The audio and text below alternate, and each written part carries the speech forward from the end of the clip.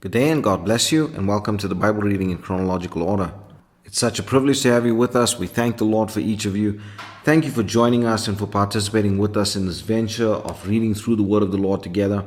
I pray that the overview would give you enough insight to be able to better grasp the reading as we go through it. Today we're busy in the book of Nehemiah, and we're going to be going through chapters 1 to 5. And in that, we're going to be looking at the overview first of the entire book, and then we're going to be looking at the chapters individually. So in an overview, we see that the authorship of the book of Nehemiah is uncertain, but the words of the book, according to verse 1, is the word of the Lord through the prophet Nehemiah, and actually reads like an autobiography of Nehemiah. The main theme of this book is the rebuilding of the walls of Jerusalem, which is critical for us to note and to understand the timing in order to properly study Daniel chapter 9. The other themes of the book include the rehearsal of certain divine laws, as well as the restoration of ancient ordinances, with specific emphasis on reforming the offices in the house of the Lord and the rededication of the Sabbath. Now, Nehemiah was the cupbearer to King Artaxerxes, and upon hearing of the ruined state of Jerusalem's walls, he prays to the Lord and obtains permission from the king of Persia to return to Jerusalem to rebuild the walls of Jerusalem. But when he begins his mission to rebuild the walls, escorted by Persian soldiers and resources from the king to aid them in their venture, they are met by opposition from the people that were inhabiting the land at the time. We'll go through this in the chapter breakdowns. The name Nehemiah actually means God comforts, which is amazing in that this is the start of the 70 weeks prophesied about by Daniel, which will begin the end of sin and transgression and the making of reconciliation for iniquity. In essence, it is talking about the 70 years of the ministry of the Messiah to the Jews. So let's get into the chapters. We're going to do chapters 1 and 2 as a set. And we see that this focuses on the realization of the state of Jerusalem. Hanani, the brother of Nehemiah, came to him and shared with him the perils faced by those in Jerusalem as the wall was broken down and the inhabitants of the land are making it difficult for the Israelites, the rightful owners of the land, to rebuild their homes and the city. So Nehemiah fasts and prays and mourns before the Lord. Now please notice the similarity in his prayer to the prayer of Daniel. He takes upon himself the sins of the people of old and confesses these sins before the Lord. He repents on behalf of the nation and pleads with the Lord for all of them, not just for himself. And this is actually just a great example of what the Lord commanded in 2 Chronicles chapter 7 verse 14. And when the king saw Nehemiah was sad, he questioned Nehemiah, and Nehemiah tells the king the plight of his people and the state of this country. And so the king, after hearing the desire of Nehemiah to return to Jerusalem and rebuild the wall of the city, gives him leave with a letter for the governors and sends with him an armed escort as well as resources enough to do the work he desired to fulfill. And when he had surveyed the city perimeter, he rallied the people to begin to work on rebuilding the wall, even though the inhabitants of the land opposed him. And then we get to chapter 3, and chapter 3 is just a memorial in which the names and order of the people that labored on the wall of Jerusalem are given to us. Then we get to chapter 4, and chapter 4 tells of the tenacity and the dedication of Nehemiah and the children of Judah to complete the building of the wall, in that while they built the wall, the inhabitants of the land and their enemies scoffed at them and attempted to sabotage the work and make war against the builders. But Nehemiah prays unto the Lord and continues working, but now sets up a watch with armed guards to make sure the enemy is kept at bay and do not harm the builders nor the building. I love verse 6 in that it says, the people had a mind to work. How we need a revival of that mentality in our age. We just pray that the Lord would grant that to us in His name. Now it is easy to see the confidence of the men of Judah in the Lord in that they continued praying and working, trusting that the Lord will give them the ability and the strength and the favor that they needed. Please remember that they were not builders by trade. Nehemiah was a cupbearer, which we would call today a sommelier. Yet he led the builders and armed guard by the wisdom and guidance of the Lord. And so the workers had to build with one hand, and the other hand had to be on their sword. This means that they were ready for battle even while they worked, and they were always ready for battle, with Nehemiah as the watchman with a trumpet to warn them.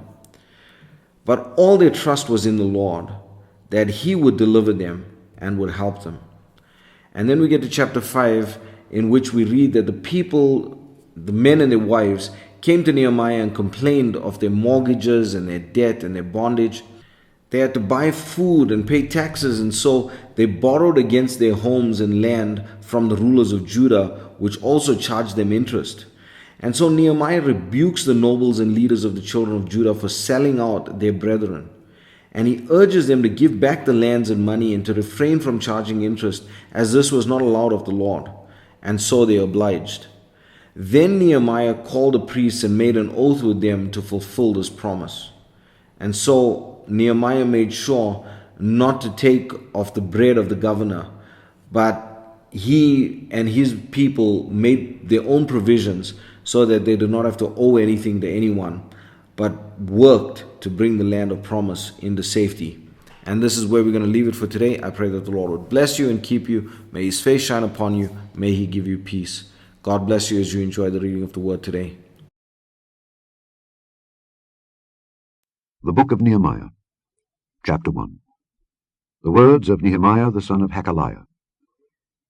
And it came to pass in the month Kislew, in the 20th year, as I was in Shushan the palace, that Hanani, one of my brethren, came, he and certain men of Judah, and I asked them concerning the Jews that had escaped, which were left of the captivity, and concerning Jerusalem. And they said unto me, The remnant that are left of the captivity there in the province are in great affliction and reproach. The wall of Jerusalem also is broken down, and the gates thereof are burned with fire. And it came to pass when I heard these words, that I sat down and wept, and mourned certain days, and fasted, and prayed before the God of heaven, and said, I beseech thee, O Lord God of heaven, the great and terrible God, that keepeth covenant and mercy for them that love him and observe his commandments. Let thine ear now be attentive, and thine eyes open, that thou mayest hear the prayer of thy servant, which I pray before thee now day and night for the children of Israel thy servants, and confess the sins of the children of Israel, which we have sinned against thee. Both I and my father's house have sinned. We have dealt very corruptly against thee, and have not kept the commandments, nor the statutes, nor the judgments, which thou commandedst thy servant Moses. Remember, I beseech thee, the word that thou commandedst thy servant Moses, saying, If ye transgress, I will scatter you abroad among the nations. But if ye turn unto me, and keep my commandments, and do them, though there were of you cast out unto the uttermost part of the heaven, yet will I gather them from thence, and will bring them unto the place that I have chosen to set my name there. Now these are thy servants and thy people, whom thou hast redeemed by thy great power and by thy strong hand. O Lord, I beseech thee, let now thine ear be attentive to the prayer of thy servant, and to the prayer of thy servants, who desire to fear thy name, and prosper, I pray thee, thy servant this day, and grant him mercy in the sight of this man. For I was the king's cupbearer. Chapter 2. And it came to pass in the month Nisan, in the 20th year of Artaxerxes the king, that wine was before him. And I took up the wine, and gave it unto the king. Now I had not been before time sad in his presence. Wherefore the king said unto me, Why is thy countenance sad, seeing thou art not sick? This is nothing else but sorrow of heart. Then I was very sore afraid, and said unto the king, Let the king live forever. Why should not my countenance be sad, when the city, the place of my father's sepulchres, lieth waste, and the gates thereof are consumed with fire? Then the king said unto me, For what dost thou make request? So I prayed to the God of heaven. And I said unto the king, If it please the king, and if thy servant have found favour in thy sight, that thou wouldest send me unto Judah, unto the city of my father's sepulchres, that I may build it. And the king said unto me, the queen also sitting by him, For how long shall thy journey be, and when wilt thou return? So it pleased the king to send me, and I set him a time. Moreover, I said unto the king, If it please the king, let letters be given me to the governors beyond the river, that they may convey me over till I come into Judah. And a letter unto Asaph the keeper of the king's forest, that he may give me timber to make beams for the gates of the palace which appertained to the house, and for the wall of the city, and for the house that I shall enter into. And the king granted me, according to the good hand of my God upon me. Then I came to the governors beyond the river, and gave them the king's letters. Now the king had sent captains of the army and horsemen with me. When Sanballat the Horonite, and Tobiah the servant the Ammonite, heard of it, it grieved them exceedingly, that there was come a man to seek the welfare of the children of Israel. So I came to Jerusalem, and was there 3 days. And I arose in the night, I and some few men with me. Neither told I any man what my God had put in my heart to do at Jerusalem, neither was there any beast with me, save the beast that I rode upon. And I went out by night, by the gate of the valley, even before the dragon well, and to the dung port, and viewed the walls of Jerusalem, which were broken down, and the gates thereof were consumed with fire. Then I went on to the gate of the fountain, and to the king's pool, but there was no place for the beast that was under me to pass. Then went I up in the night by the brook, and viewed the wall, and turned back, and entered by the gate of the valley, and so returned. And the rulers knew not whither I went or what I did. Neither had I as yet told it to the Jews, nor to the priests, nor to the nobles, nor to the rulers, nor to the rest that did the work. Then said I unto them, Ye see the distress that we are in, how Jerusalem lieth waste, and the gates thereof are burned with fire. Come, and let us build up the wall of Jerusalem, that we be no more a reproach. Then I told them of the hand of my God which was good upon me, as also the king's words that he had spoken unto me. And they said, Let us rise up and build. So they strengthened their hands for this good work. But when Sanballat the Horonite, and Tobiah the servant, the Ammonite, and Geshem the Arabian, heard it, they laughed us to scorn, and despised us, and said, What is this thing that ye do? Will ye rebel against the king? Then answered I them, and said unto them, The God of heaven, he will prosper us. Therefore we his servants will arise and build. But ye have no portion, nor right, nor memorial in Jerusalem.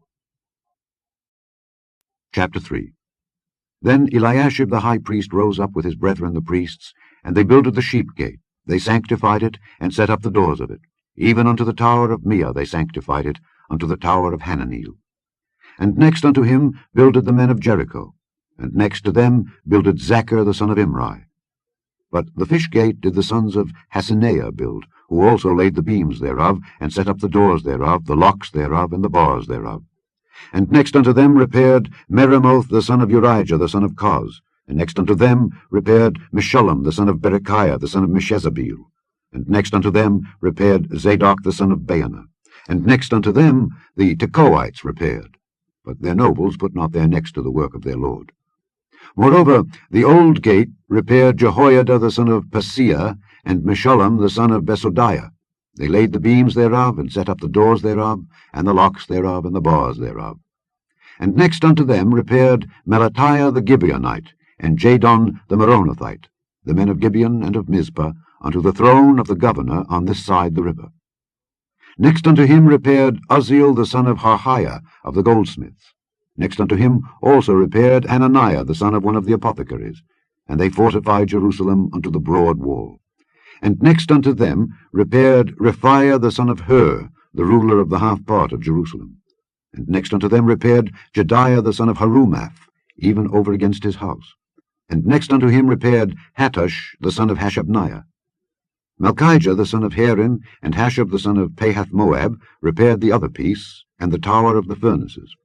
And next unto him repaired Shallum the son of Halohesh, the ruler of the half part of Jerusalem, he and his daughters.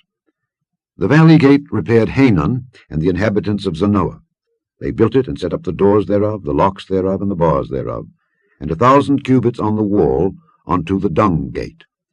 But the dung gate repaired Malchiah the son of Rechab, the ruler of part of Beth-Hakerem.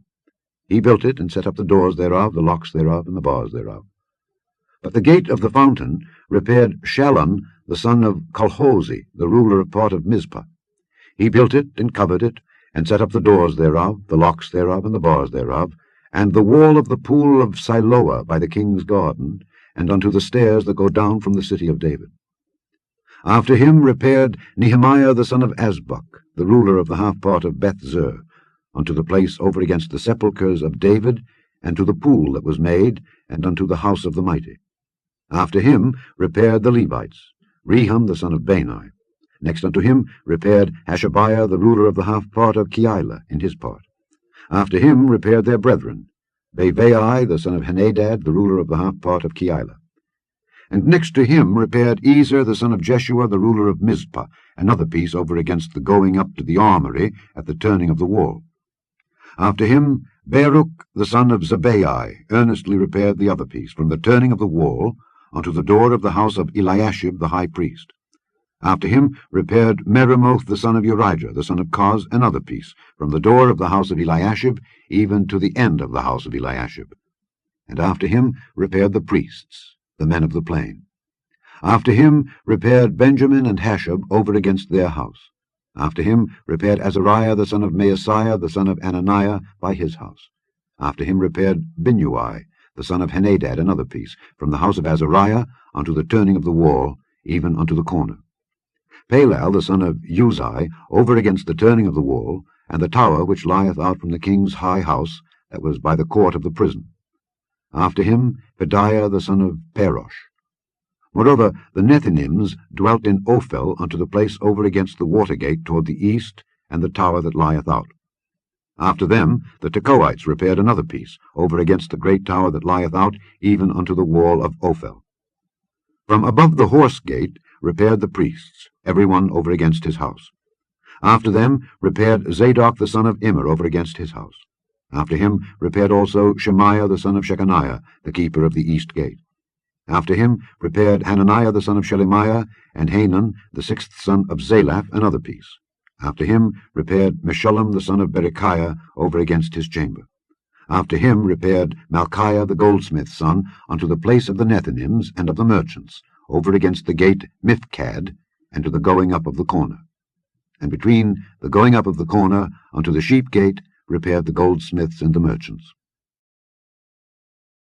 Chapter 4. But it came to pass that when Sanballat heard that we builded the wall, he was wroth, and took great indignation, and mocked the Jews. And he spake before his brethren in the army of Samaria, and said, What do these feeble Jews? Will they fortify themselves? Will they sacrifice? Will they make an end in a day? Will they revive the stones out of the heaps of the rubbish which are burned? Now Tobiah the Ammonite was by him, and he said, Even that which they build, if a fox go up, he shall even break down their stone wall. Hear, O our God, for we are despised, and turn their reproach upon their own head, and give them for a prey in the land of captivity, and cover not their iniquity, and let not their sin be blotted out from before thee, for they have provoked thee to anger before the builders. So built we the wall, and all the wall was joined together unto the half thereof, for the people had a mind to work. But it came to pass that when Sanballat and Tobiah and the Arabians and the Ammonites and the Ashdodites heard that the walls of Jerusalem were made up, and that the breaches began to be stopped, then they were very wroth, and conspired all of them together to come and fight against Jerusalem, and to hinder it. Nevertheless we made our prayer unto our God, and set a watch against them day and night because of them. And Judah said, The strength of the bearers of burdens is decayed, and there is much rubbish, so that we are not able to build the wall. And our adversary said, They shall not know, neither see, till we come in the midst among them, and slay them, and cause the work to cease. And it came to pass that when the Jews which dwelt by them came, they said unto us 10 times, From all places whence ye shall return unto us, they will be upon you. Therefore set I in the lower places behind the wall, and on the higher places, I even set the people after their families, with their swords, their spears, and their bows. And I looked and rose up, and said unto the nobles, and to the rulers, and to the rest of the people, Be not ye afraid of them. Remember the Lord, which is great and terrible, and fight for your brethren, your sons and your daughters, your wives and your houses. And it came to pass, when our enemies heard that it was known unto us, and God had brought their counsel to naught, that we returned all of us to the wall, every one unto his work. And it came to pass from that time forth, that the half of my servants wrought in the work, and the other half of them held both the spears, the shields, and the bows, and the habergeons. And the rulers were behind all the house of Judah. They which builded on the wall, and they that bare burdens, with those that laded, every one with one of his hands wrought in the work, and with the other hand held a weapon. For the builders, every one had his sword girded by his side, and so builded. And he that sounded the trumpet was by me. And I said unto the nobles, and to the rulers, and to the rest of the people, The work is great and large, and we are separated upon the wall one far from another. In what place therefore ye hear the sound of the trumpet, resort ye thither unto us. Our God shall fight for us. So we labored in the work, and half of them held the spears from the rising of the morning till the stars appeared. Likewise at the same time said I unto the people, Let every one with his servant lodge within Jerusalem, that in the night they may be a guard to us, and labor on the day. So neither I nor my brethren, nor my servants, nor the men of the guard which followed me, none of us put off our clothes, saving that every one put them off for washing. Chapter 5. And there was a great cry of the people and of their wives against their brethren the Jews. For there were that said, We, our sons and our daughters, are many. Therefore we take up corn for them, that we may eat and live. Some also there were that said, We have mortgaged our lands, vineyards, and houses, that we might buy corn, because of the dearth. There were also that said, We have borrowed money for the king's tribute, and that upon our lands and vineyards. Yet now our flesh is as the flesh of our brethren, our children as their children. And lo, we bring into bondage our sons and our daughters to be servants. And some of our daughters are brought unto bondage already. Neither is it in our power to redeem them, for other men have our lands and vineyards. And I was very angry when I heard their cry and these words. Then I consulted with myself, and I rebuked the nobles and the rulers, and said unto them, Ye exact usury, every one of his brother. And I set a great assembly against them. And I said unto them, We after our ability have redeemed our brethren the Jews, which were sold unto the heathen. And will ye even sell your brethren? Or shall they be sold unto us? Then held they their peace, and found nothing to answer. Also I said, It is not good that ye do. Ought ye not to walk in the fear of our God, because of the reproach of the heathen our enemies? I likewise, and my brethren, and my servants, might exact of them money and corn. I pray you, let us leave off this usury. Restore, I pray you, to them, even this day, their lands, their vineyards, their oliveyards, and their houses, also the 100th part of the money, and of the corn, the wine, and the oil, that ye exact of them. Then said they, We will restore them, and will require nothing of them. So will we do as thou sayest. Then I called the priests, and took an oath of them, that they should do according to this promise. Also I shook my lap, and said, So God shake out every man from his house and from his labour, that performeth not this promise. Even thus be he shaken out and emptied. And all the congregation said, Amen, and praised the Lord. And the people did according to this promise. Moreover, from the time that I was appointed to be their governor in the land of Judah, from the 20th year even unto the 32nd year of Artaxerxes the king, that is 12 years, I and my brethren have not eaten the bread of the governor. But the former governors that had been before me were chargeable unto the people, and had taken of them bread and wine, beside 40 shekels of silver. Yea, even their servants bare rule over the people. But so did not I, because of the fear of God. Yea, also I continued in the work of this wall, neither bought we any land, and all my servants were gathered thither unto the work. Moreover, there were at my table 150 of the Jews and rulers, beside those that came unto us from among the heathen that are about us. Now that which was prepared for me daily was 1 ox and 6 choice sheep. Also fowls were prepared for me, and once in 10 days store of all sorts of wine. Yet for all this required not I the bread of the governor, because the bondage was heavy upon this people. Think upon me, my God, for good, according to all that I have done for this people.